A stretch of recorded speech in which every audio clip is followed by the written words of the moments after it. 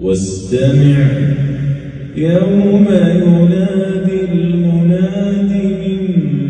مكان قريب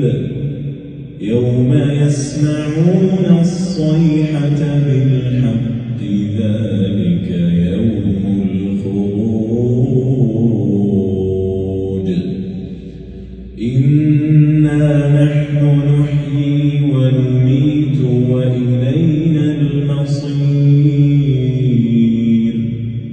يوم تشقق الأرض عنهم سراعا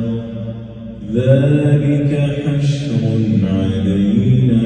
يسير